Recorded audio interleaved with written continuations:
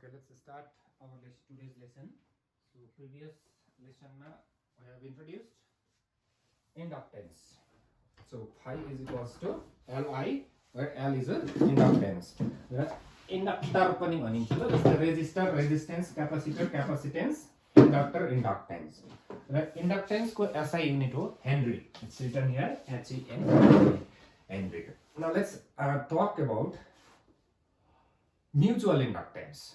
When we talk about mutual inductance, when the coil 1 is producing the field and flux, and coil 2 is receiving the flux, it will be clear. Like the mutual inductance. Let us consider two coaxial. Let us consider two coaxial solenoids having let us consider two coaxial solenoid S1 and S2. Solenoid ko naam rakhdeu S1 and S2 having following parameters having following parameters. अब यो चाहिँ लामो हुन्छ sentence ma dekha. I just make one table and the table it will make it clear for you. Okay, now let's see. Following parameters भनेर यो table बनाइदेऊ तिमीले. लेख यहाँनिर for S1 यहाँ for S2 त्यसरी दिँदा भइहाल्छ, केही छैन. ओके, यहाँनिर लेखौँ लेन्थ. सोलिनोइड को LENGTH length, दुईटैको length LL राख्दियौ. both the solenoid have same length. यो लेख टोटल देखेन भने पनि म भन्दैछु ल, त्यसरी लेख्छु. Total number of turns TURNS turns capital N1 capital N2. Capital N आयो भने सम्झिनु टोटल नम्बर अफ टर्न्स हो. यो फेरि त्यसको नेक्स्टमा number of turns per unit length that is your small n is equals to total divided. This small n1 is number of turns per unit length. Capital N1 divided by L. Now similarly for the S2, let it be N2 and N2 divided capital N2 divided by L. So आफ्नो के छ भनेर parameter लेख्दैछु. यहाँ radius पनि थपौँ ल, यहाँ add गरिदेऊ रेडियस पनि. So it's को R1 बनाऊ, इसको R2 बनाऊ, यहाँ ब्रैकेट में लिख देऊ R2 greater than R1. That means S2 is a bigger solenoid and S1 is a smaller solenoid. So this is the thing. This parameter you have to write. Video pause गरेर लेख्दा हुन्छ. So now let me draw the diagram. नक्सा राम्रो हुँदैन होला मेरो, तिमीहरूले किताबबाट बनाउँदा पनि हुन्छ ल. This is very easy. S1, okay, this is S1 and this is S2. So यहाँ एउटा सोलिनोइड छ, त्यसको भित्रै अर्को सोलिनोइड छ. So this is S2 and भित्रको is S1. The length दुईटैको L छ, okay. Radius यहाँ R1 R2 देखाउँदा हुन्छ. It is already written also box मा पनि हामीले लेखिसकेको छौं.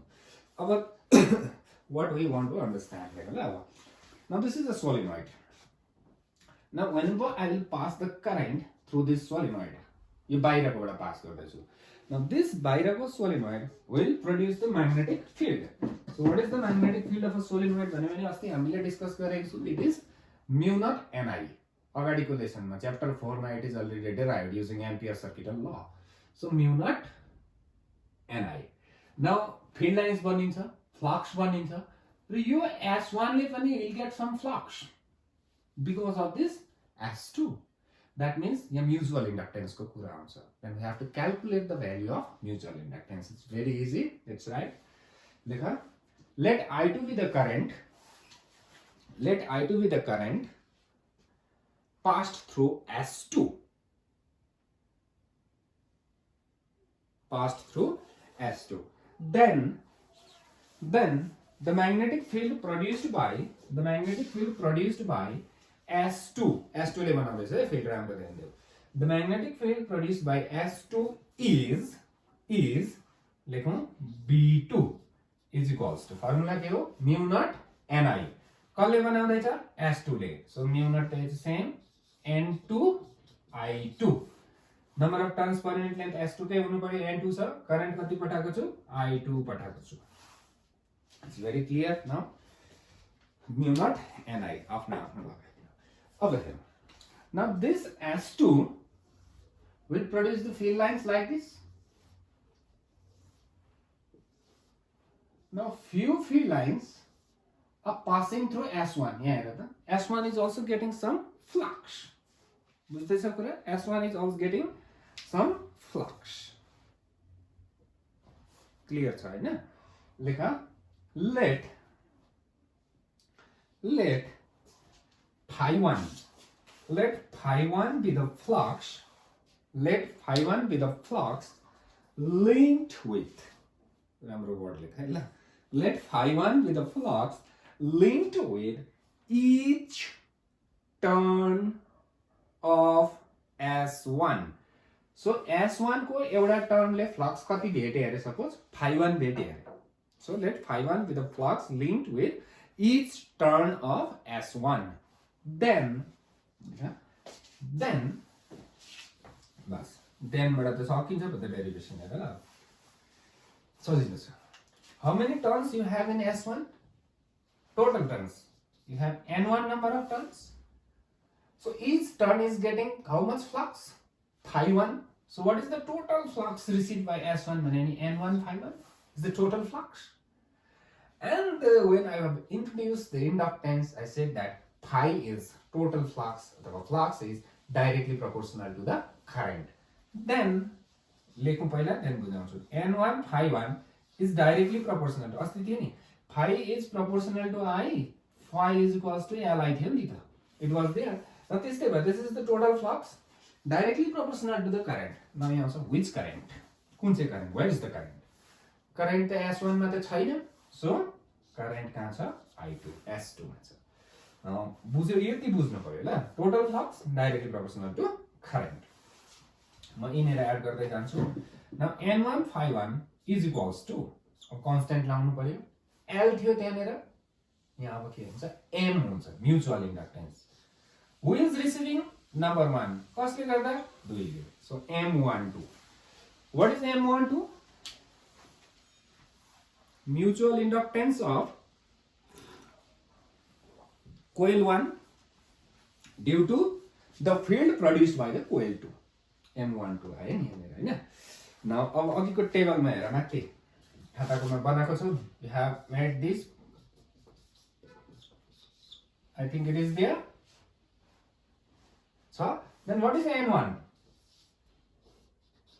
N1 is small n1 L n1 L भयो त्यसको now what is this flux flux को formula के हो BA cos theta now theta is the angle between B and A field lines यस्तो छ so loop is like this area पनि त्यस्तै छ so angle 0 भइहाल्यो cos 0 is 1 then यो भनेको के रहेछ अब BA so what is B field कसले बनाएको 2 नम्बरले कति बनाएको छ माथि लेखेको छ mu naught n2I2 अब फ्लक्स कहाँको कुरा हुँदैछ 2 को कि 1 नम्बरको so we are talking about the flux received by S1 भनेपछि यो एरियामा कति फ्लक्स छ भन्दा त्यही एरिया चाहियो pi r1 square is equals to now this is BA यो n1 भइहाल्यो डेरिभेसन सकियो m12 I2 now see the both side something is cancelling up के क्यान्सल हुँदैछ हामीसँग हेर I2 is cancelling out. I2 जान्दैछ I2 जान्दैछ. Then M12 is equals to how much? You see. M12 is equals to how much? सजाएर लेख्छु ल. तिमीहरुले पनि लेख्छौ. M12 is equals to फर्स्टमा के लेखौं? mu naught लेखौं. Then N1 लेखौं, N2 लेखौं. pi r1 स्क्वायर लेखौं, L लेखौं. बक्समा हाल्दियौ. So this is the mutual inductance of coil number 1 due to the current in coil number 2, S2. Okay, now let's think in a reverse way.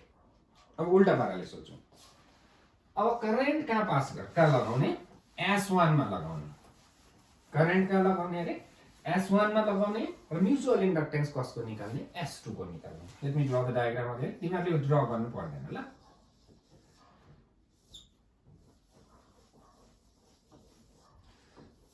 Same चीज भित्रको S1 let I1 be the current through S1 लेख अघि जस्तो let I1 be the current through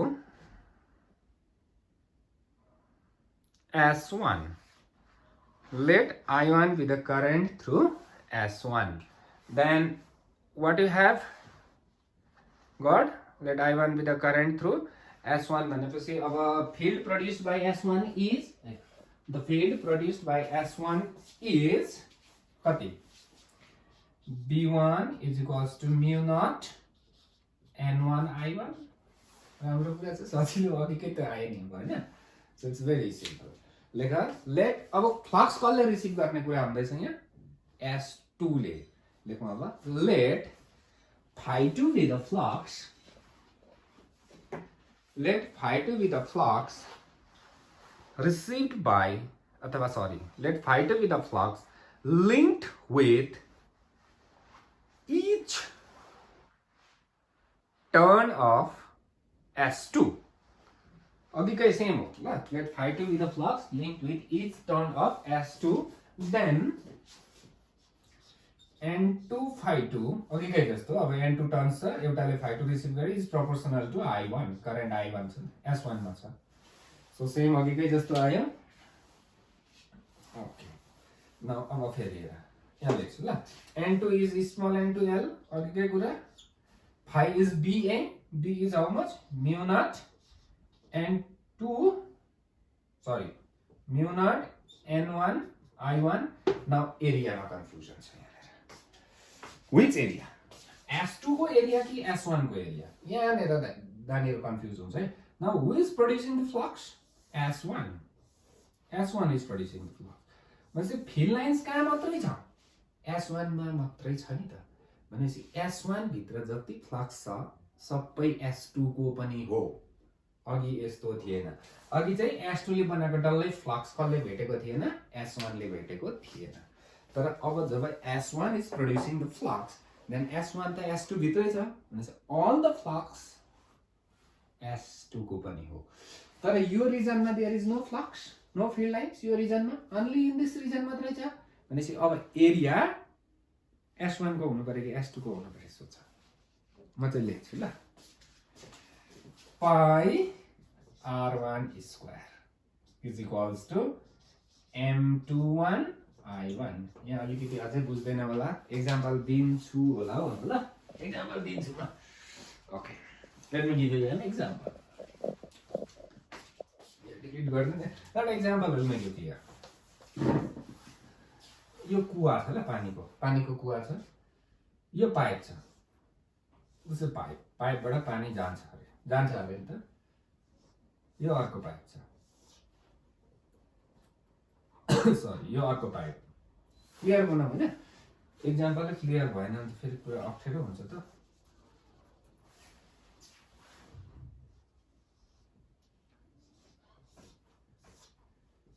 यो P2 pipe यो भित्रको P1 अब मुखमा हेर पानी कुन चाहिँबाट पस्दैछ P2 बाट पस्दैछ P1 ले कति पानी भेट्छ भने उसको क्यापेसिटी जति छ त्यति भेट्छ नि त बाहिरकोले अघिको फर्स्ट सिचुएसन अब सिचुएसनलाई मैले अर्को बनाउँछु फेरि यो कुवा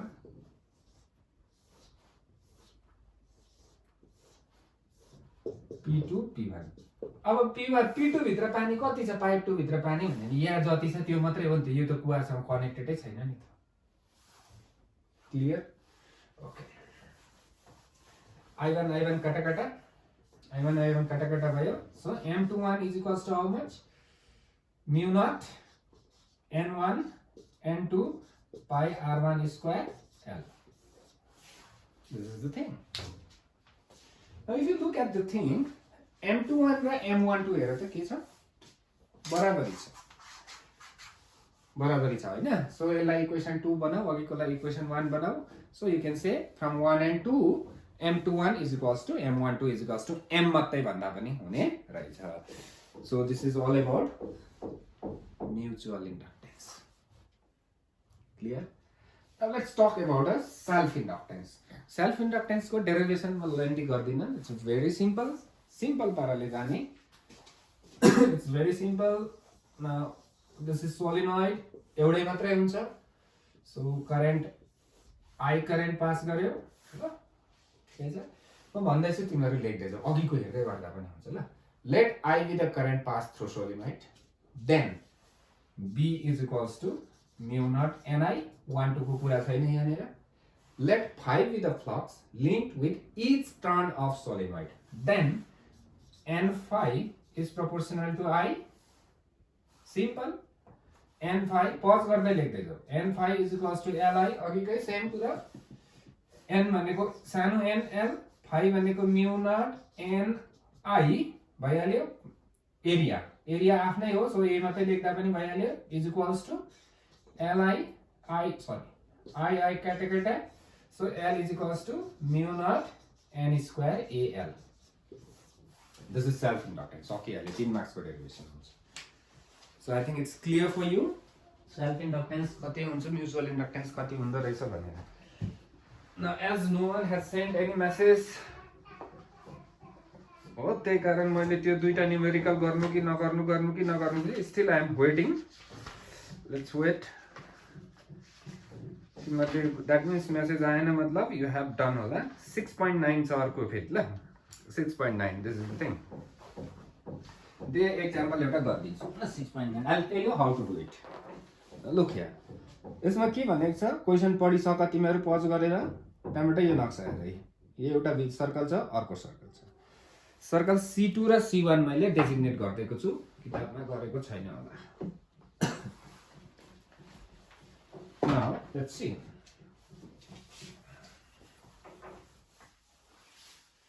This is circle. Big circle भनेको छ C2 राख्दियौ. Small circle भनेको छ. Small भनेको छ small यस्तै भयो अब ल. C1 भयो. त्यो बाहिरको रेडियस R2 भित्रको रेडियस R1 छ ल. अब let I2 be the current pass through C2. Same अघिकै जस्तो. Let I2 be the current pass through C2. Then a magnetic field यहाँको कुरा गर्नु पर्यो यसमा चाहिँ फेरि ल सेन्टरमा got the point so magnetic field at the centre किनभने अर्को सेन्टरमा छ नि त so magnetic field at the centre is B2 is equals to mu naught I2 by twice R2 याद आयो होला magnetic field produced by a circle at the centre mu naught I by 2 आएको थियो नि so let phi be the flux linked with C1 let phi be the flux linked with C1 then एउटै term छ n को कुरै आएन phi is proportional to I2 so भयो phi is proportional to I2 phi को formula के हो BA what is B mu naught I2 by twice R2 who is receiving the flux C1 so area त्यसकै आयो pi R1 square is equals to M12 I2 I2 cancel भयो so M12 is equals to how much सजाएर लेख्दै भइहाल्छ that is your answer so this is the अब M21 कति हुन्छ भने we know M12 is equals to M21 भनेर you can do it so this is 6.9 I think basically this will complete the chapter as per the syllabus so self inductance पनि भयो I'm अलिकति confusion छ मेरो यहाँनेर I will try to get it clear whether AC generator is to be taught or not since it is not mentioned DTech मा पनि छैन यतापटिको portion मा पनि it's not there but I'll let you know what to do so सक्यो नि this is the thing so electromagnetic induction को म एउटा लेसन अझै तिमीहरुलाई बनाउँछु न्यूमेरिकल्स रिलेटेड दिएर के गर्नुपर्छ के गर्नु पर्दैन भनेर ल so let's think about the exercise questions now कहाँ के गर्नुपर्ने हो this is totally for the board examination point of view only la so you have to do 6.1 देखि लिएर 6.10 सम्म all the questions you should do एडिसनललाई अहिले छोडिदेऊ ल, एडिसनललाई अहिले छोडिदेऊ। यो एक्सर्साइजको डल्लै क्वेसन गर र यसमा हेर 6.7, 6.8, 6.9, 6.10 this are very important questions numericals. जानेन भने सोध्नु, म हेल्प गर्नु रेडी छु। Okay, thank you.